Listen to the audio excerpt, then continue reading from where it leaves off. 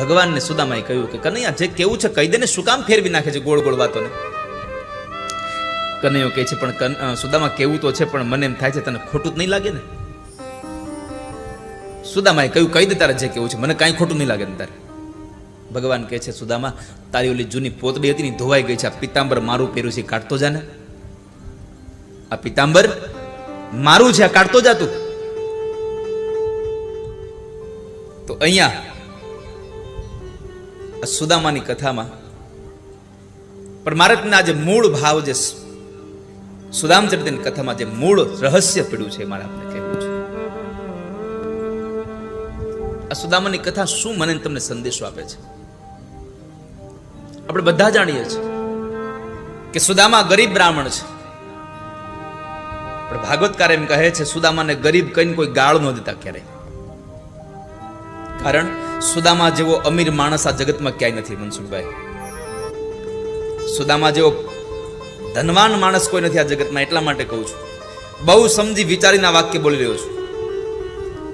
ભલે એની પાસે રહેવા માટે ઝૂંપડું હતું, પહેરવા માટે પૂરા કપડા નહોતા, જમવા માટે જુવાર નહોતી, છતાં પણ આ ધરતી ઉપરનો સૌથી અમીરમાં અમીર માણસ કોઈ હોય તો સુદામા બ્રાહ્મણ હતો. કારણ કે ધનવાનમાં ધનવાન માણસ પણ ભગવાન પાસે માગ્યા વગર રહી નથી શકતો. અને સુદામા બ્રાહ્મણે કંઈ જ ન હોવા છતાં પોતાના દીકરાઓ 2-3 દિવસ ભૂખ્યા રાખતા હોય છતાં પણ આ જગતમાં 2 હાથવાળા પાસે નહીં પણ 1000 હાથવાળા પાસે કોઈ દી માગવું નહીં, આવું વરદાન, આવું એને એક નિયમ લઈ, આવો વ્રત લઈ અને જે માણસ જીવન જીવે છે આ જગતમાં સૌથી અમીર છે માણસ. અયાચક વ્રત છે, કોઈ પાસે માગવું નહીં ક્યારે, મરી જાવ પણ માગવું નહીં ક્યારે. એવા સુદામદેવ બ્રાહ્મણ છે.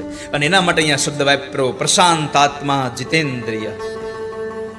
ભાગવતમાં 2 વ્યક્તિઓને પ્રશાંતાત્મા કહ્યા, એક પ્રહલાદને અને એક અહીંયા સુદામદેવ બ્રાહ્મણને કહ્યા છે.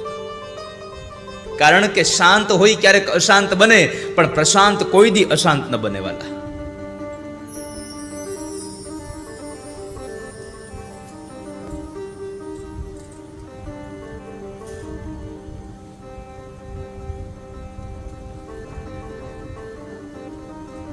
એવા ભગવાન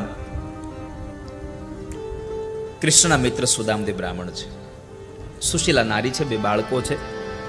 જમવા ઘરમાં પૂરું અનાજ નહોતું એટલે એક વખતના સમય બાળકો રડતા રડતા કહે છે માં ભૂખ લાગી છે, કંઈક જમવા આપો ને. માને દુઃખ થયું, આંખમાં આંસુ આવી ગયા. ભગવાનને કહે છે ભગવાન માં બનાવી હતી તો મારા છોકરાને જમાડી શકું એટલું અનાજ આપવું હતું, જો આટલી જ ગરીબાઈ આપી હતી